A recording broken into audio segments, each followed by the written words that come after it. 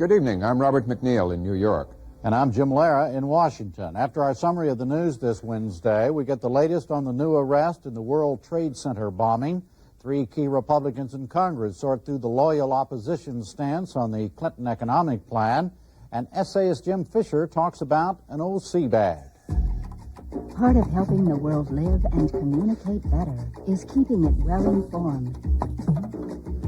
That's why funding for the MacNeil-Lehrer NewsHour is provided by AT&T and by PepsiCo.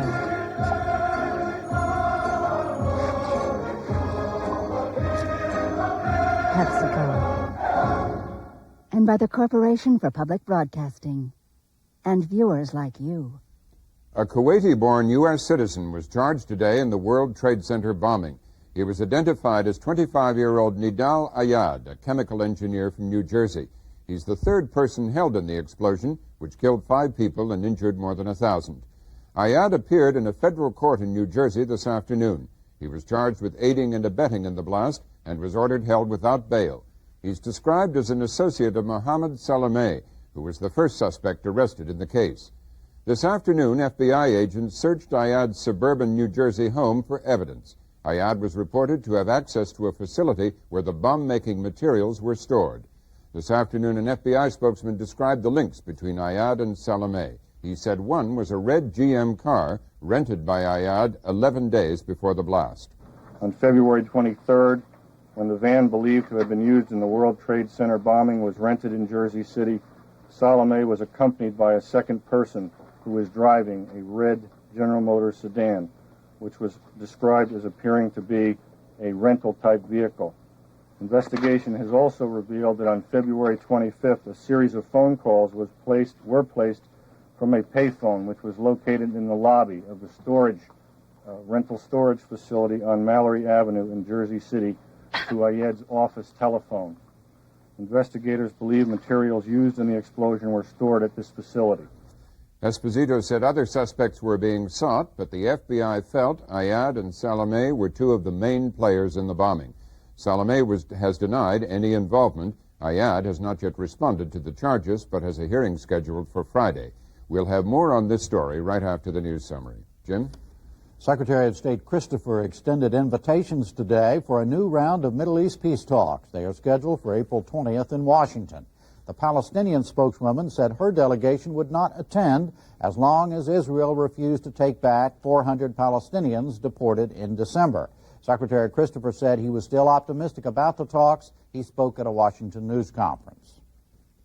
I strongly feel that we've not heard the last word from the Palestinians. The invitations have been extended. We've seen some statements by them, but I've not heard from Faisal Husseini, who was head of the Palestinian delegation that I met with twice when I was in Jerusalem. And my conviction continues to be that the Palestinians will want to return to the negotiations because they see in those negotiations and the United States' willingness to serve as a full partner an opportunity to make real progress. And I think at the end of the day that'll be the controlling reality. Israeli soldiers shot and killed a Palestinian student and wounded 2 others after their army vehicles were stoned near Jerusalem today. 14 Muslim extremists were killed in Egypt in shootouts with police. At least 3 police officers were killed. It happened during police raids on fundamentalist strongholds in Cairo and a southern tourist town. The fundamentalists claim their leader is a sheikh with possible ties to the World Trade Center bombing in New York. They are blamed for a year-long wave of terrorist attacks inside Egypt aimed at bringing down the government. Serb forces again today blocked a United Nations aid convoy from entering eastern Bosnia. The convoy was making a second attempt to evacuate wounded from the town of Konjevic Polje. Serbs were reported to be closing in on that town and another in the mainly Muslim region. Ham radio report said scores of people had been killed in heavy artillery attacks on Konjevic Polje. Russian President Boris Yeltsin survived an impeachment attempt today. It came in Moscow at an emergency session of Parliament where hard-line members nominate. They oppose Yeltsin's reforms and are using the session to try to limit his power. It was called to debate whether the president or the Parliament should have a bigger role in running the country. The UN Human Rights Commission today condemned the military government of Sudan for widespread executions and terror. It ordered a public examination of rights violations in the African nation. The Commission also condemned Iran, Iraq, and Cuba for abuses. It called for teams of monitors to be deployed in Iraq to investigate reports of massive violations of the gravest nature. And that's it for the news summary tonight. Now it's on to today's arrest in the New York bombing, the loyal opposition to the Clinton economic proposals, and a Jim Fisher essay.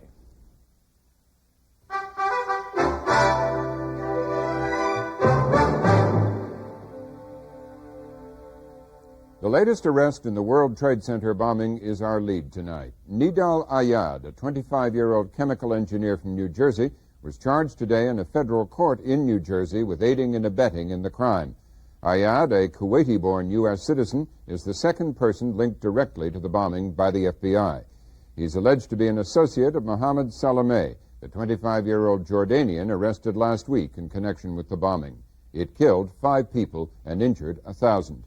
FBI Special Agent James Esposito spoke at a press conference this afternoon in Newark, New Jersey. Ayyad is a Kuwaiti-born, naturalized American citizen. He is employed as a research engineer at the Allied Signal Incorporated in Morristown, New Jersey. Investigation by law enforcement agencies since the arrest of Mohammed Salameh on March 4th in Jersey City uncovered ties between these two individuals. On March 15th of this year, Ayyad rented a red General Motors sedan at National Car Rental in Newark, New Jersey. On February 23rd, when the van believed to have been used in the World Trade Center bombing was rented in Jersey City, Salameh was accompanied by a second person who was driving a red General Motors sedan, which was described as appearing to be a rental-type vehicle. Investigation has also revealed that on February 25th, a series of phone calls were placed from a payphone which was located in the lobby of the rental storage facility on Mallory Avenue in Jersey City to Ayyad's office telephone. Investigators believe materials used in the explosion were stored at this facility. Investigation has also determined that on February 25th, Salameh and other individuals as yet unknown made numerous trips to and from the Mallory Avenue storage facility and were observed in a yellow Ryder van. At the time of his arrest on March 4th, a business card bearing Ayyad's name and business telephone number was found on and in Salameh's possession. Let me add one other thing with regard to Ayyad. He entered the United States through New York City in October of 1985, and he became a citizen in March of 1991. He is a chemical engineering graduate from Rutgers University in 1991 in New Jersey. Can you tell us whether, in fact, a number of persons were allowed entree to the particular locker allegedly rented by Salameh? Was Mr. Ayyad one of those persons permitted to enter that locker? I can't answer that. That goes to the evidence in the case, and I have to. But you know the answer to that. You do know the answer. Yes, I do. We do know the people that were on the approved list to enter and exit that rental space on Mallory. What exactly did he and Salameh indeed have a joint bank account? Nidal Ayyad and Mohammed Salameh, did they have a joint bank account? I can't comment on that. It's in the complaint. I'm sorry. It's in the complaint. Can you talk about it? If it's in the complaint, go ahead. It's in the complaint that they indeed had a joint bank account. I'll confirm that. Were there other names on the joint bank account? Pardon me? Were there other names on the joint bank account? No comment. How many names were on the list that had access to the storage?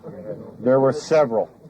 There were several names on the list for approval to enter and exit the storage facility on Mallory Avenue. More than 5? Several. Were there several names on the joint account? Were there more than just Mr. Ayyad and Mr. Salameh on the joint account? There were several names on the joint account. Can you say whether they matched? No, I can't. But you do expect more arrests. We believe that there were other individuals involved, and we are endeavoring to identify them, and if we can put the right amount of evidence together, we're going to ask the United States attorneys to charge them. How much was in the bank account? How much was in the bank account? Where was the bank? Where did the money come from? No comment. Was Ayyad a worshiper at the mosque that Salome was supposed to be a worshiper at? I don't know the answer to that. Can you tell us more about the relationship between the two men? I'm sorry? Can you tell us more about the relationship between the two men? The relationship has existed for a significant amount of time between the two people that have now been charged, in excess of a year. Mr. Fox, yesterday in Congress you said that you believed that your gut feeling was that this was a well-known, organized terrorist group behind this. Does this bolster your feeling of that? Can you comment on what this tells you about the well-known, organized groups you perceive behind this? Do you still believe that? No. Officials repeated they expected to make more arrests. At the World Trade Center, a major business community in the nation's largest city, there are non-stop efforts to repair the damage to both buildings and businesses. Correspondent Tom Bearden reports. Nearly 2 weeks after the explosion, the painstaking cleanup continued in the enormous crater in the bowels of the World Trade Center. It's a complex job, and not just because federal agents have to examine every bit of rubble for clues before it can be removed. The blast blew out several floors of the parking garage beneath the center's Vista Hotel. Slabs of those floors are stacked every which way at the bottom of the blast crater. One official said getting them out is like a huge game of pick up sticks. Pick up the wrong one, and the whole pile collapses. Within the next few days, Port Authority engineers will cut a hole in the plaza above the garage. Then a crane will lower a cable that will pull the rubble out chunk by painstaking chunk. They'll also weld in more steel beams to stabilize the columns holding up the evacuated hotel, all the while working around investigators hunting for clues, and the body of one person still listed as missing. The building's chief structural engineer, Eugene Fasulo, says nobody's ever tried to do anything like this before. I don't know of any similar problem in this country as a result of this type of devastation. I have been involved as an example at LaGuardia. We had a terrorist bombing in I believe, 75. And we had a bomb that was placed in a locker, and that created a hole in the floor, maybe some 10 feet in diameter. But we're not talking about one floor. We're not talking about that. We're talking about probably a bomb that was maybe 1,000 times or 500 times bigger. We're talking about now a crater 200 feet in diameter by 70 feet high. I don't think anyone has faced this before, and it's a tremendous problem of logistics, of coordination. Authorities expect it'll take a month to make repairs. They need to restore alarm systems, backup power, and communication systems before the towers can reopen. Meanwhile, 350 businesses with 50,000 employees were left stranded and scrambling for a place to set up shop. Bill Phelps was among them. He had to move his 24 employees into satellite offices near Kennedy Airport. Phelps's export-import brokerage business can't function without its financial records, which were left behind when the trade center was evacuated. For several days after the bombing, he had to stand in line for hours like other tenants, waiting for a Port Authority escort to his office so he could haul the files out on carts. They were very cooperative. However, there were so many people that wanted to get into their offices that they assigned a number to you, like in a bakery. And the first day, it was about a 6-hour wait. People are still standing in line, but the wait is a lot shorter now. The Port Authority opened a tenant assistance center in the undamaged plaza and is shuttling people in and out of the buildings. The concourse next to the towers has a constant stream of tenants moving things, boxes, files, even copy machines. We are getting as many people today as we've had on the highest days we've had before. And I think what's happening is once the highest criticality information got out, now they're starting to have second and third echelon information coming out the building. I think we will have to continue this thing until we actually start moving the tenants back in. Phelps occupied only a small part of one floor. He managed to rent a few extra rooms next door to his Kennedy Airport offices to house extra employees. He says he's pretty much back to normal operation. That also seems to be true of much larger tenants.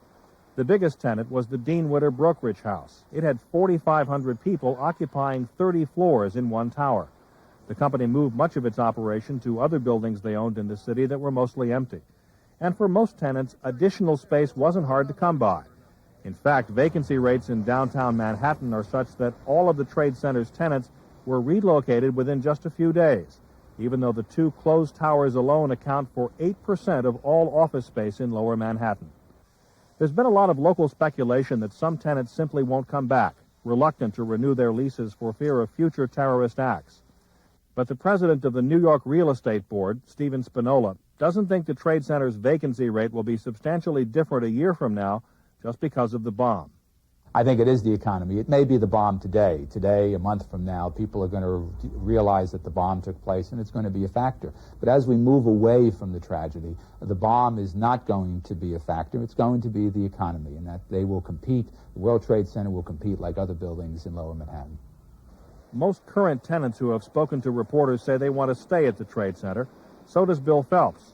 But that doesn't mean other landlords aren't out there hustling. Well, I've gotten some mail. And as a matter of fact, when I was there on Sunday, there was a woman handing out little leaflets suggesting that we move up to 42nd Street. They have a regular office in place there, and desks and telephones and things like that. So, yes, that's happening. So you got people out there trying to enterprise new tenants? Of course. Were you surprised at that at all? Not really, no. New Yorkers are very enterprising. Apparently, those sales efforts haven't been remarkably successful so far. But it does make for one bright spot for Trade Center tenants. Competitive pressures will likely give them a lot of clout in bargaining for lower rents when their leases expire.